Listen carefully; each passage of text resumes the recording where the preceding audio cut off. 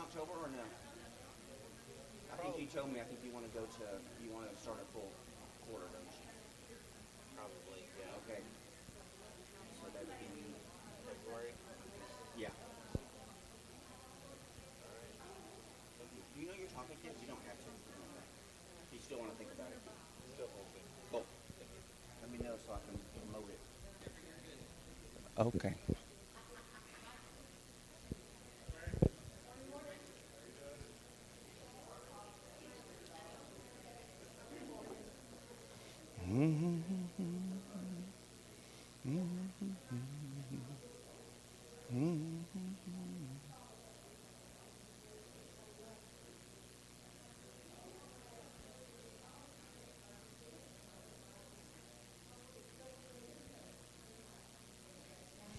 Well, good morning, Mary. Welcome. Hello, everyone.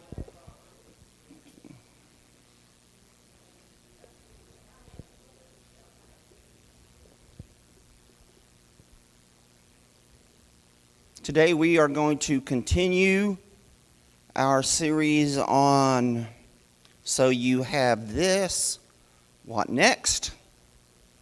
Last week we talked about now that we have experienced childbirth, either as our family or grandchildren or just children in general, what next? What should we do? A couple of weeks ago as a church, we had our baby dedication. We caught up after about 2 years, and we want to continue that. And it was interesting. We got a lot of comments from people that said that they had not seen that before, and they really liked it, and they felt loved, and they felt like the church was really behind their family. And so you never know what little things might mean to other people. And so I think that was just a great example of one of the many things we as a church can do related to the birth of children.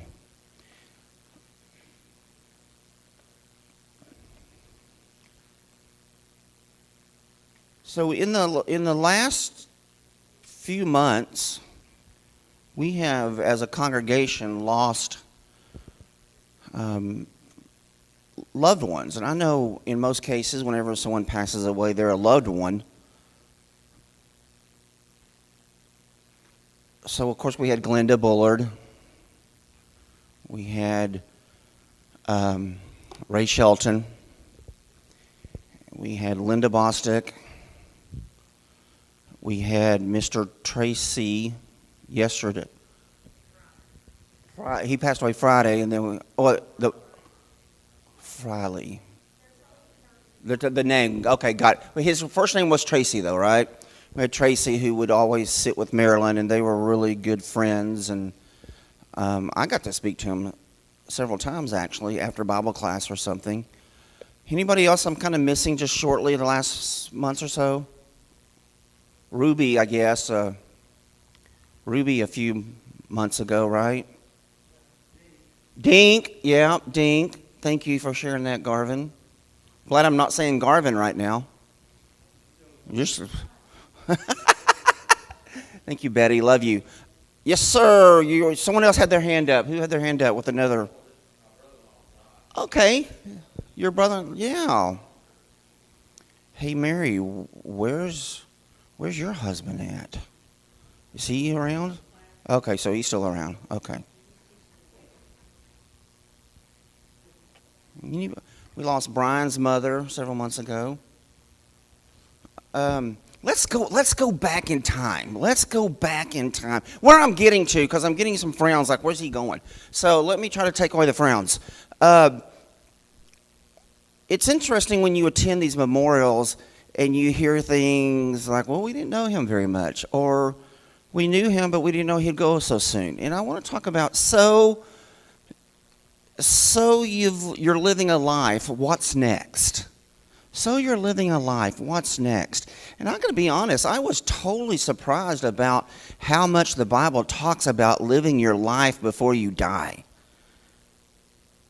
You know all the verses, and we're going to look at some today, but are we fully living our life before we die? Are we interchanging and interacting with people enough before they die, before we know them, especially if we're in the church. When I looked at some of Tracy's pictures yesterday, you see someone in a different light, because I had never seen him much outside of the church, just in a personal, just in a pew situation. Hey, how you doing? Hey, that was a good Bible story. Thank you. Glad you're here. But it was kind of funny. Him and Marilyn traveled everywhere. And you just see that what a life they have. And do we really know enough about each other? And is that something the Bible even cares about? And it does. It's amazing how much it does. So here's what I want to do. So we talked about a few in the past month. I want y'all to name some folks that were either part of this church or a part of this life or part of your life. It doesn't have to be just this church. That they have been gone a long time. I think about what was the couple toward the end of his life? He was in a wheelchair. He always said a closing prayer with a microphone from the back. It's been within the last 20 years. Clyde and Godwin, yes, the Godwins. When they were both alive, they were so active in the things. You didn't leave without. Do y'all remember what her name was? Alice, that's right. You didn't come here without Alice catching you or you talking to Alice and she just telling you the stories. And yes, I know Clyde was eccentric a little bit, but he gave us a popcorn machine, and that popcorn machine still sits back there, and we've used it, and we would not have that popcorn machine if it wasn't for Clyde. I know that's maybe not relevant, but it's just things but you know what? I haven't really given him any serious thought in probably 5 years. I'm not saying there's anything technically wrong with that, but there were some great people before us that had big impacts on this congregation that people don't know about today. And then even in my own family, as I do his ancestral research, it's not that many generations ago that no one even knows anything about my third great-grandfather. No one knows much about him at all that are living today. Now, if I would have started probably 20 years ago, I'd probably be able to talk to people more that died in the last 20 years that might know more than is on record today. But it's just interesting how quickly names go away. And we either don't think about them or we don't know them, but they were such an integral part. Someone give me someone else of this congregation or in your family that just we kind of forget is too strong a word, but you know what I mean. Yeah, the Humphases, Faye. Yep. Yeah, we tell stories about Faye today. Yeah.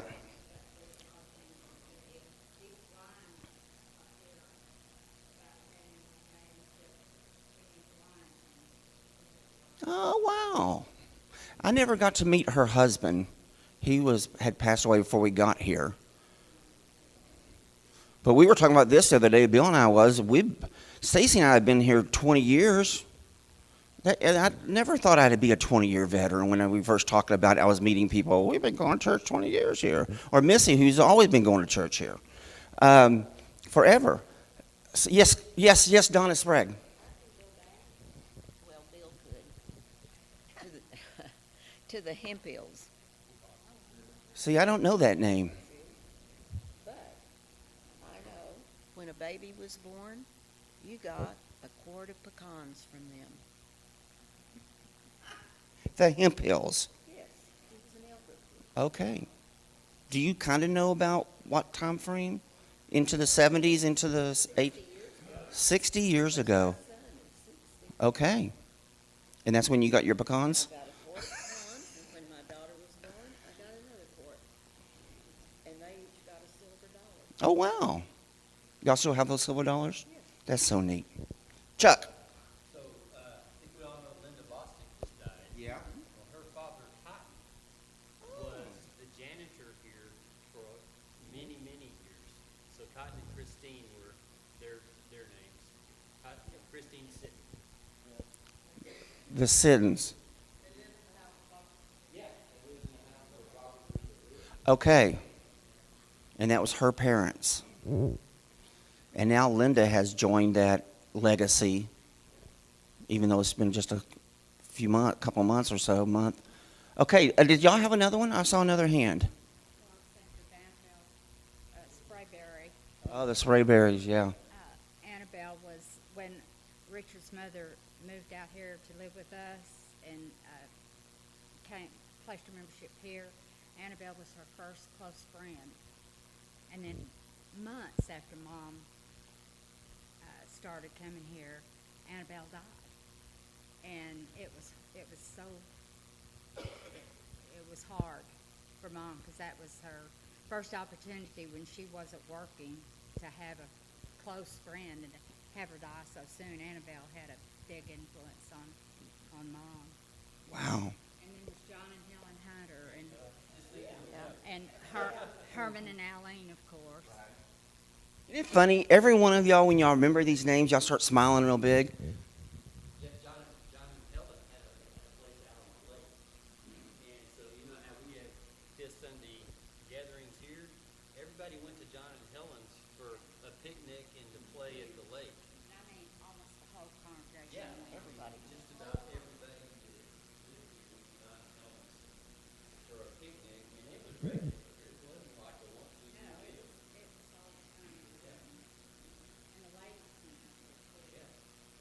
Man, that's almost another lesson, but at the same time, that's one thing I miss is the commitment to fellowships. And you didn't wonder how many people are going to be there. You didn't wonder if there was going to be enough food. And something's changed in all that, and I just miss it. I really do.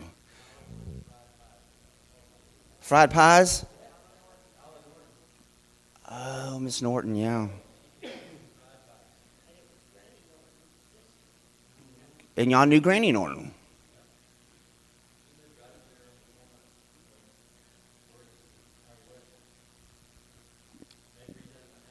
Okay, but it's still there, basically? Okay. Did you have someone?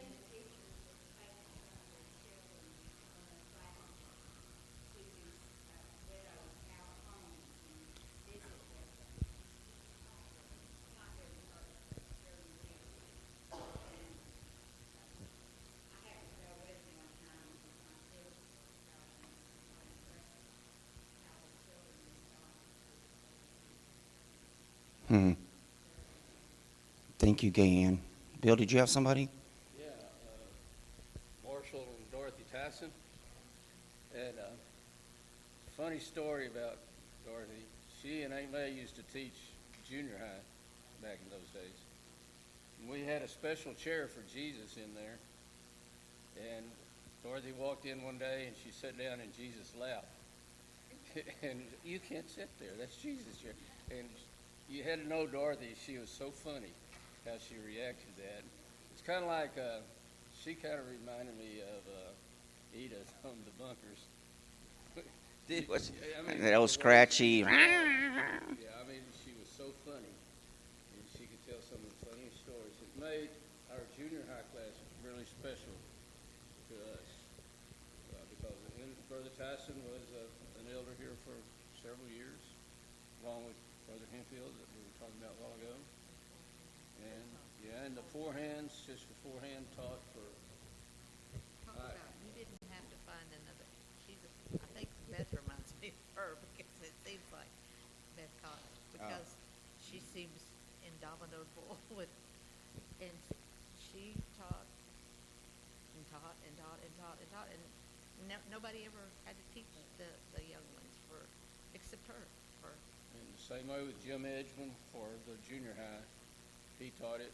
I mean, he was the junior high teacher. And Donna taught fourth grade for years, and I couldn't wait to get to fourth grade because she always made cottage. We've lost that through these people that we're bringing up. For some of you just walking in, we're going to do, so you've lived a life, what's next, or someone passed away, what's next, and all the things they've done. Now, some of you haven't gone here, and I can understand maybe you don't have that connection, but if there's someone in your life that was like that that maybe you have forgotten and remember how great they were. It's funny, again, besides y'all smiling, some of you are remembering these names for the first time in a long time. You're like, oh yeah, I forgot about them. And they were, from what I can tell, based on dates and things, that y'all knew them. Just like, I think back to my hometown grapevine in our church and hearing about people who passed away that I had forgotten about. And Mom always telling us, "Oh, I wish you would have met such and such. They were such a wonderful person." And I'm not going to ask for an answer right now, but I'm going to throw this out there. What are we doing to become those people in the church? What are you doing? And I'm not saying that's our goal per se, but we can make up biblical references enough to show that we should be doing things in the church to create that legacy. Chuck.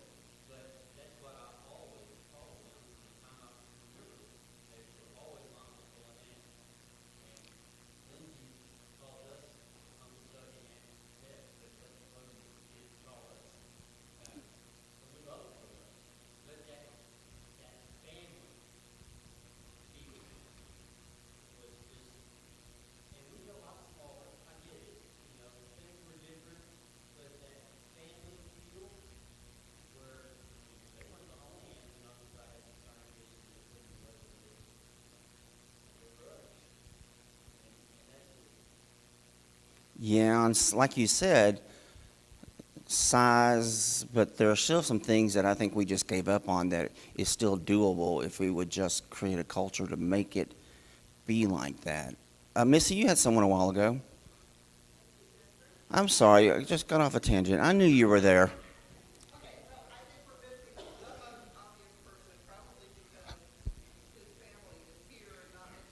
Your daddy. Herman knows, yeah.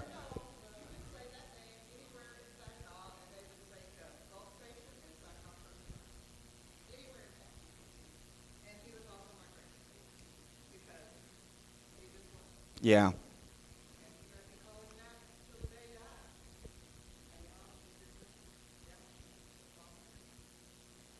That's so cool. I don't know if I can share some of y'all's memories of that. Most of the kids around here today call me Jeffalicious, and I don't know if that's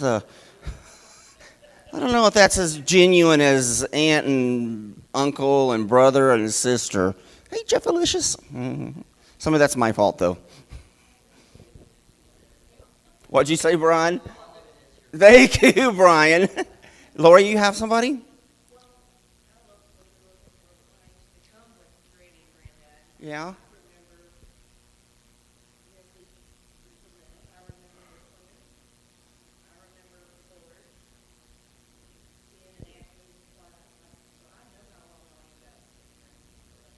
So that's perfect, Lori. That's right. And I know Missy's parents were big in this congregation. And, of course, Missy, your mother is still alive, but we just lost your father, what, 2 years ago?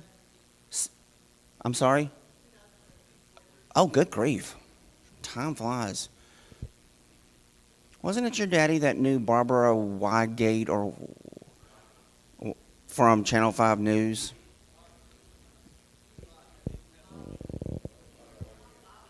By Bobby Wygant, yeah. And she was at the funeral too, wasn't she? That's right, I remember seeing her. That's the most famous person I've ever seen at a funeral. Well, besides Michael Orr, but you know. So again, let's be more generic now. And any time today, if you have someone you want to bring up, even in your personal life, that's okay. What made them who they were? What do you think made them? We already know what they were. We know what they did in the love they showed to everyone and the dedication. But why were they like that? What drove them to do that? Any thoughts on that? Or anybody that you know in your, like, again, people who may not have gone here. When you met people like that, think of the memories that are popping up. Why were they like that for? Gayanne?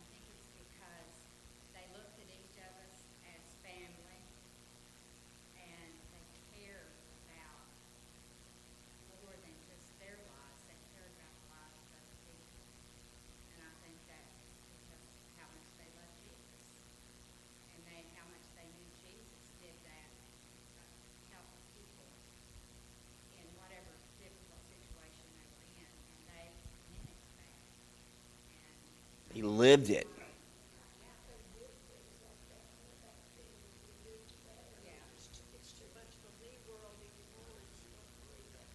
And of course, none of them had any kids. None of them had any jobs that they had to take care of themselves, right? Right? What's the number one excuse we hear today? Well, our kids. I want to go through the roof. Because there are so many people that had 4, 5, 6 kids and never said, but our kids. I'm going to choke. Exactly right. Chuck.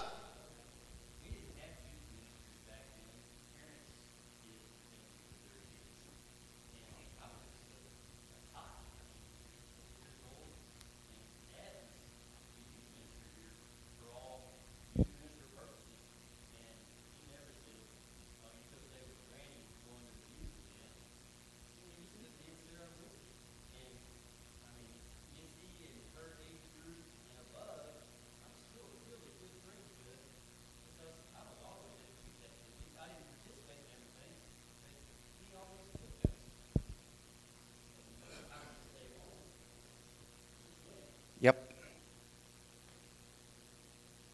I don't know. It's weird. We can let them run around the building, but we can't bring them to church events. I just don't get that. I'm sorry. Ron. There's a song here that we don't sing very often, but it's got great words that kind of describe this. It's called The Family of God. Yeah. You will notice we say brother and sister around here. It's because we're family, and these folks are so near. When one has a heartache, we all share the tears and rejoice in each victory in this family so dear. Yeah, and What makes it? we're going to keep talking, but I think Gayanne made a great point that we care and we want to do things and we love and we want to be like Jesus. But it seems like there's less execution on that today than there was. I mean, I don't think anyone would say they don't care for other people, but it's sometimes hard to find that time to actually do that. I didn't want to be here yesterday for that memorial.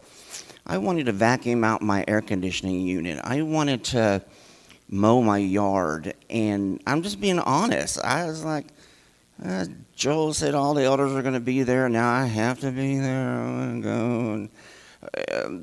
And it wasn't that extreme, but I'm kind of making a point. But I cared for Tracy. I cared for Marilyn. And I know just the incredible things that she does for her tenants. And so I slapped my face in a couple times and said, execute, get there, do it.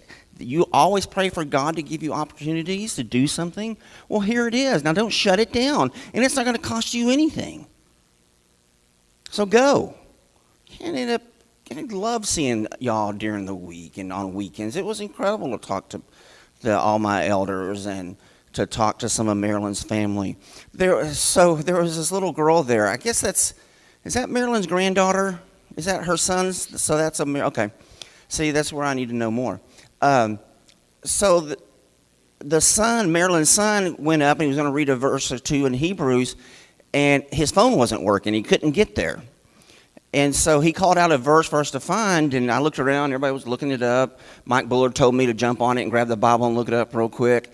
And Chuck almost had it on his phone, and that little girl hops up with her phone and says, here it is. She was that tall. And it was that was such a teaching moment for me personally. I learned so much. I really did. And it was just great to be there with people that I knew a little bit, but again, it kind of shook me a little bit about being there. So why else do we have these memories of these people? What else drove them to be Christ-like, to love? What else you got? Do you think they were trying to be remembered 40, 50 years later? Never crosses their mind, does it? Never crosses. One day there's going to be this idiot guy talking about us and making people share memories, so I better live up to it. Any other comments on this?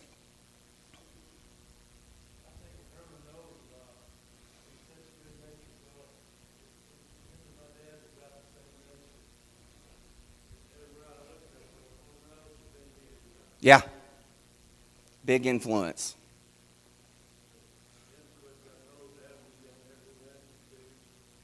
You know, I think about that all the time because, of course, going here 20 years and all of y'all longer, knowing that what that Knowles street sign means and who that's about. But, you know, just now the hundreds of people who have no idea. They don't know about the gas station. And I'm not saying they have to, but it's just interesting how time puts us out of sight, out of mind. It really does.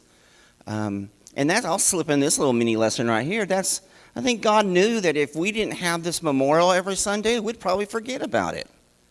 It's human nature. And you look at the way God set up memorials throughout his history. I still think that those 12 stones are in the bottom of that river right now that he did in the river of Jordan. Those 12 stones are there right now. He did it as a memorial. Yes, Missy.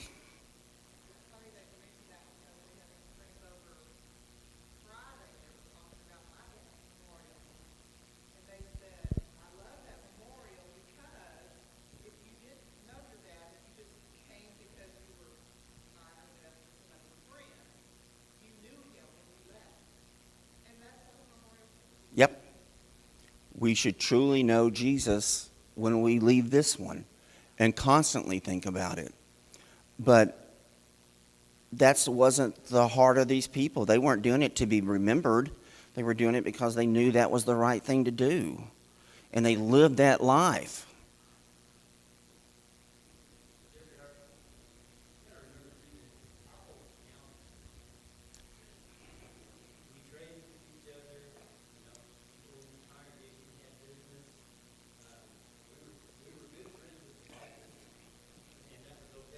Yeah.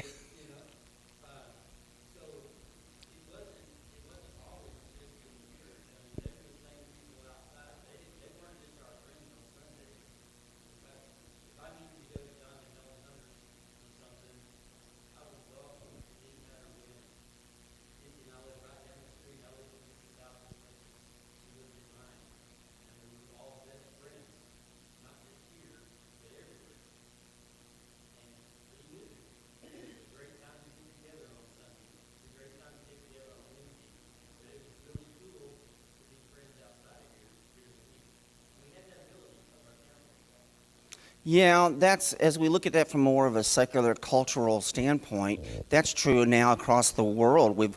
That it's just gone. Now, in my neighborhood when I was growing up, we had that same thing. I mean, we played in everyone's yard. We walked into anyone's houses, got a drink of water, came out, played, rode bicycles, go over 2 streets over and stuff like that. And we all knew each other whether we went to church together or not.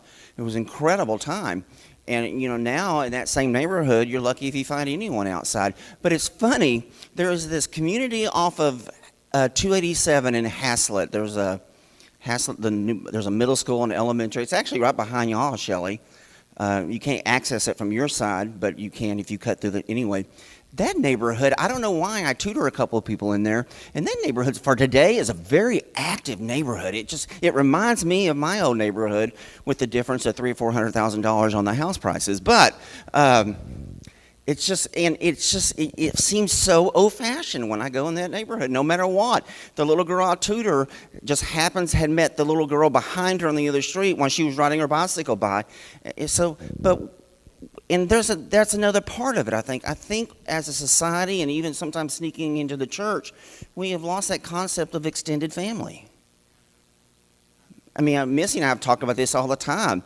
I can't tell you how many times Mom or Dad popped my mouth if I said, "Hey, there goes Mr. John." No, it was Brother John. It was Sister Eileen or whatever. And my mom still does that sometime today. Ladies that she's the age with. Well, I was talking to Sister Rogers the other day. I'm like, oh. And I think we've also lost some of that family that is needed in the church, some of that Acts 2 feel, which Ron will be talking about in November, the book of Acts. What else you got? Thoughts?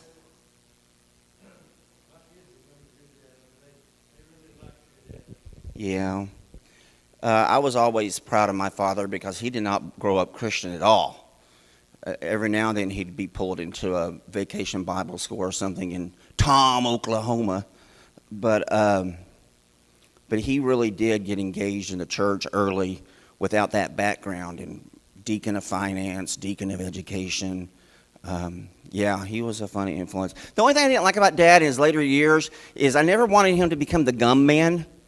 And so over at Louisville, where they went to church, he became the gum man. All these kids came running up to him for gum, and I was just like, oh, that is so Don Spradley-ish, another guy I knew. Just, I don't want you to be the gum man, Dad, but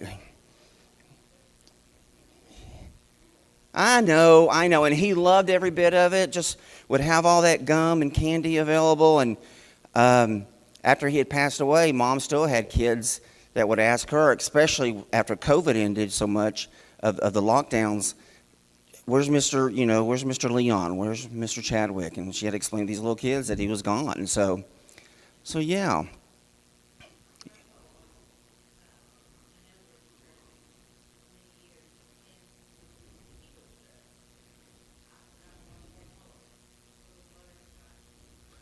Yeah.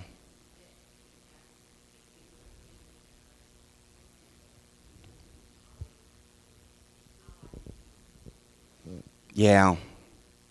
I was going to mention that today we are going to start up where the children run forward and put contribution in the jars. We're going to start that up again today. And Juanita went and got the same day Joel called you, right? You went out and got those jars. So we got new jars to do that because we're using the other jars in the other locations to pick things up too.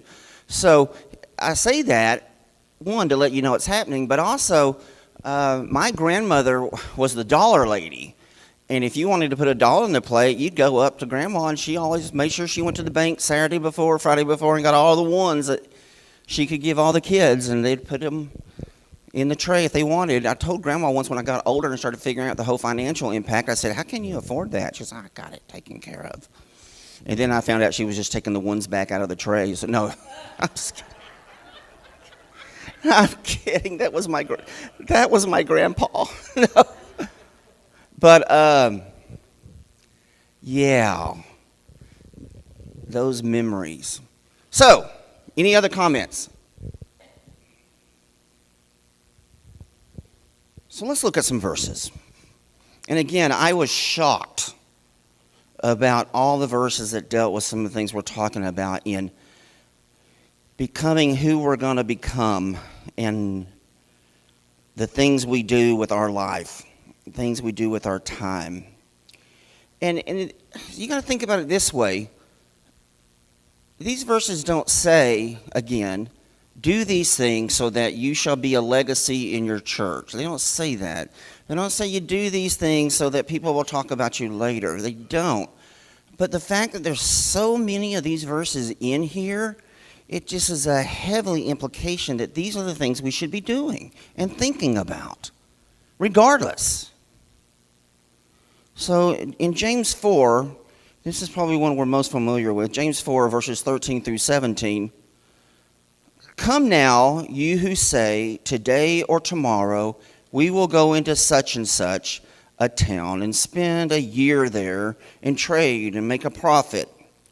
Yet you do not know what tomorrow will bring. What is your life?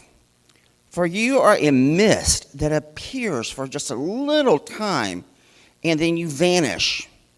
Instead, you ought to say, if the Lord wills, we will live and do this or that. As it is, you boast in your arrogance. All such boasting is evil.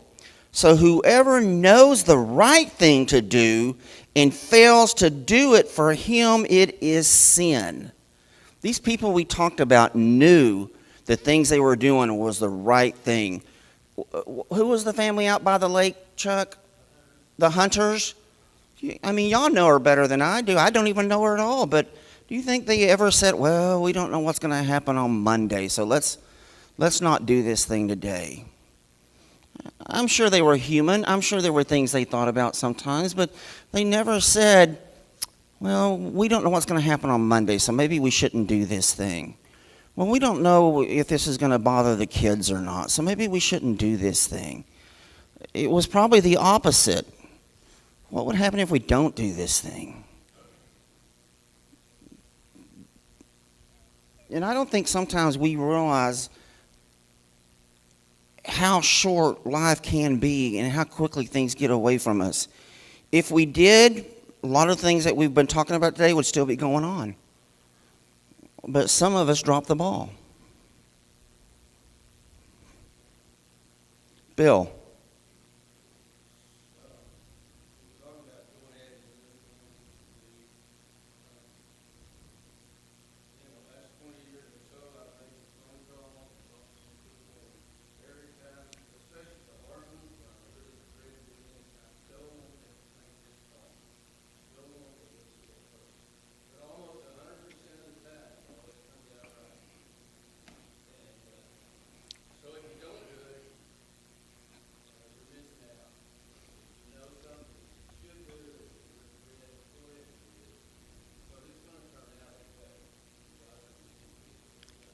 I'm going to get in trouble right now, but there have been hundreds of kids that missed their nap and they still lived. And the parents lived.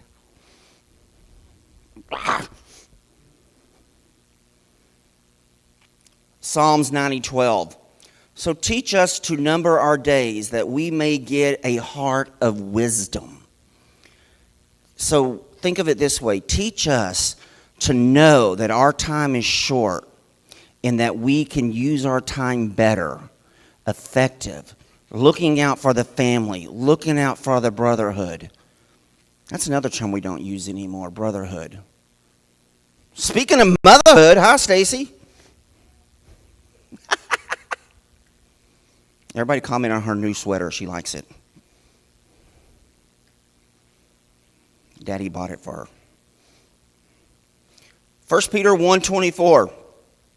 For all flesh is like grass, and all its glory like the flower of grass. The grass withers, and the flower fails. Psalms 39:4. O Lord, make me know my end, and what is the measure of my days. Let me know how fleeting I am. Verse after verse after verse about knowing our short time and how important it is to use that short time in the right way. Now, I want to say this. This is very true.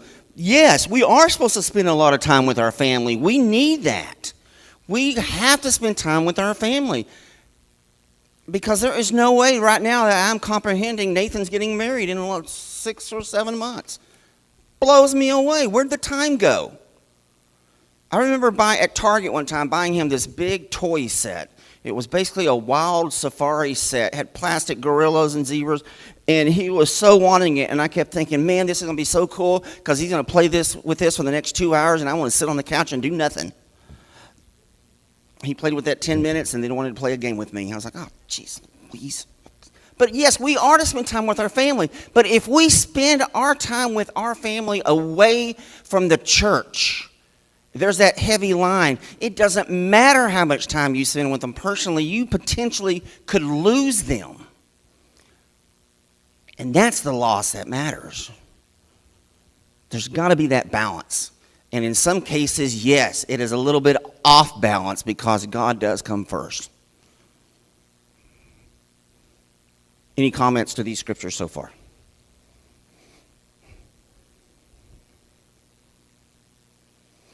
Again, not so much just to memorize these, but how many times this repeats. For my days pass over like smoke, and my bones burn like a furnace. Same chapter in Psalms. My days are like an evening shadow. I wither away like grass. Ephesians. This one hit me hard. Ephesians 5:15-17. Look carefully then how you will walk, not as an unwise, but as wise, making the best use of the time, because the days are evil. Therefore, do not be foolish, but understand what the will of the Lord is. These people that we talked about, Gayan, kind of what you were saying, understood the will of the God. It wasn't to be selfish, close up into yourself. It was to share your life with others, bring others into your life. Juanita does that with the widows of the congregation and other ladies that want to join, and they have a good time. Of course, you can't put your feet on the chairs at Juanita, but, you got to walk that line. You can't run through her house. She'll get on to you. Oh, that's a quick question I have time to ask. How many of you had children that were gotten onto by other people in the church? Did you whine and cry about it and get mad and give them dirty looks?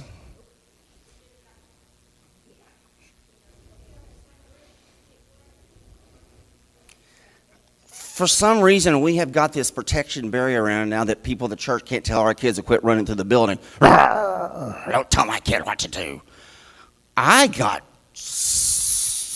get in very much trouble. Joel did. So, but it's almost we can't do what we've been called because guess what? The church is called to bring up children, right? So we ought to appreciate when it happens. I remember one Wednesday night before Promised Land, I was teaching a group of kids back there, and I could not get Allison Regal or Tristan McQuiston to be quiet. Could not. So upset. So I said, I'm taking you to your parents right now. And they were all meeting in here. I came in that door with both of them, my arms around them. Jim Regal and Kelly McQuiston stood up before I got them in that door, and both of them respectfully had their kids by the neck saying, "What'd you do?" And had them both come and apologize to me later. Today, I think what would happen is a parent would rise up and say, "You put a kid on my kid. What are you doing to my kid?" They knew us. They knew, sir. Thank you, Logan. That's what I always was. I was like, Jeffrey had to really get on to Nathan a whole bunch. I'm like, well, okay, he deserved it. And then I got on to him more.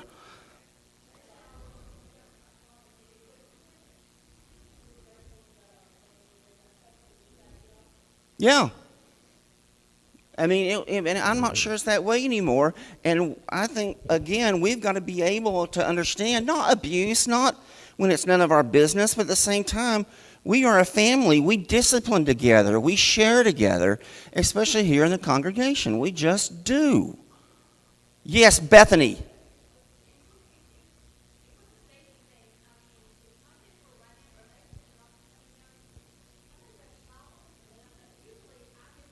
Right.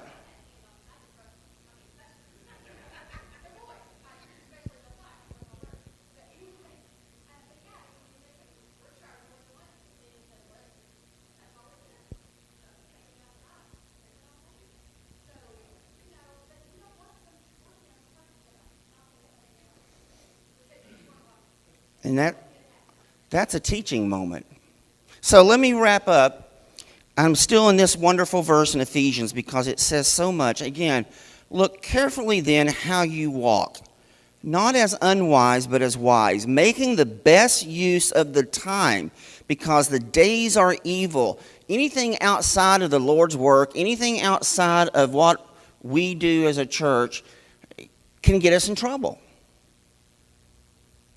The days are evil. We live in a fallen world. Things are bad out there. Therefore, do not be foolish, but understand that the will of the Lord is. Be seeking those opportunities to serve, to do things differently, because your life is short. Our lives are short. And I think that one thing God is going to be looking for is how well did we serve in our life? How well did we manage our time? And I know all of us have that issue. Well, we're all going to waste time. I get it. Sometimes we're going to have to waste time because of sickness or whatever. But it's not so much that as it's your intent and your heart. And that's what it's got to be. The church has got to win instead of lose every conflict of time. It really does. And we've got to seek that balance better. We've got to teach that balance more. And I think we will feel what God wants us to be as a church. Last comment. And it's just not with those who've gone on before. It's not those who've already passed. And as someone pointed out, every one of us in here have done good things. But I think evidently Jeff Williams is a pretty good guy. You know?